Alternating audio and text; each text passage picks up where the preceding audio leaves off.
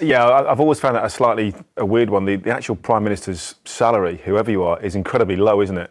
Yeah, it is. Clearly, it's topped up by gifts and everything else, which we didn't know about. It's a very, very strange situation. I think ultimately it doesn't care who they are. We just want them to do a decent job. Unfortunately, not many of them do. Not many of them can justify their salary, can they? I disagree. I actually disagree. Right, and maybe this is going to be contentious, but I don't think our politicians are paid enough. I actually don't. I think a Prime Minister, actually given the responsibility, should be on more, but scrap all this gifting and donations and all this nonsense. He's got 2 houses. He's got free food. He never has to drive a car or show a passport for the rest of his life. He's got security for the rest of his life. Do you want me to play that back to you?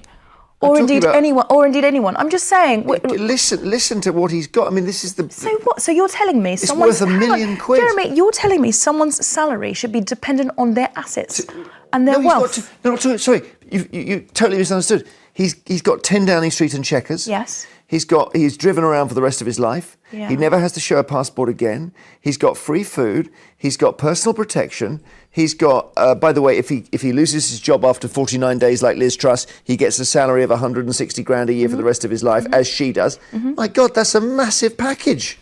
How much more do you want? I genuinely think you don't believe that. I think the Prime Minister of a country and indeed the Cabinet, I actually, just again, if they're not being subsidised, and I don't believe in all these subsidies, why are they getting subsidised booze and food in the Houses of Parliament? I don't think it should.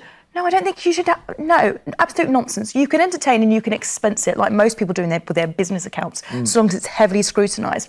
But I actually don't think we pay them enough. All right. Hey everyone, political commentator Marina Purkiss made an interesting point on the Jeremy Vine show regarding MPs, ministers and the Prime Minister receiving gifts from donors as part of their job. Marina raised the issue that Prime Ministers might not be paid enough for the responsibilities they hold. For example, the Irish Prime Minister earns over €240,000 a year, around £200,000, significantly more than Keir Starmer, despite leading a much smaller country.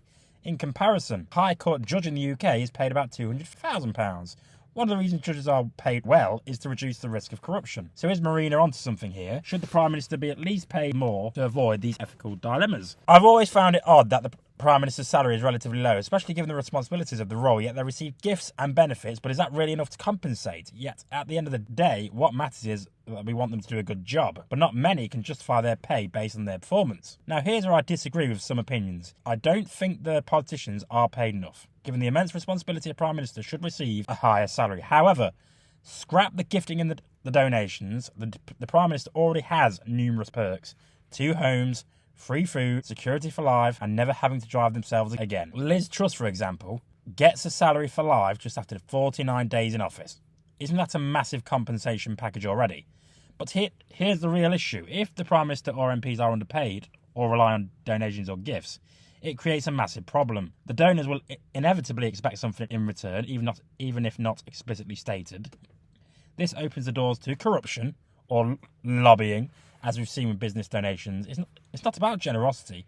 These are investments that often lead to favours or political influence. Judges are paid well to reduce the temptation of corruption, and the same should apply to politicians. While paying them more won't eliminate corruption completely, it reduces the justification for accepting gifts or donations. Boris Johnson, despite earning a lot as Prime Minister, was still involved in unethical behaviour. But if politicians were better compensated, they'd have fewer excuses for accepting such perks. At the end of the day, increasing politicians' salaries is a small price to pay to avoid larger issues like the misuse of public funds in scandals, as we saw with the PPE contracts.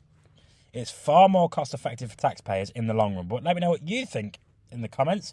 I've been Jake from Just Jake, and as always, I'll see you next time.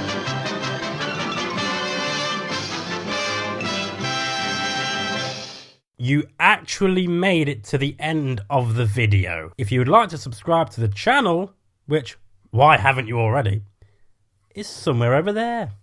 And also, if you want to watch more videos, also check out over there. I've been Jake from Just Jake. See you later.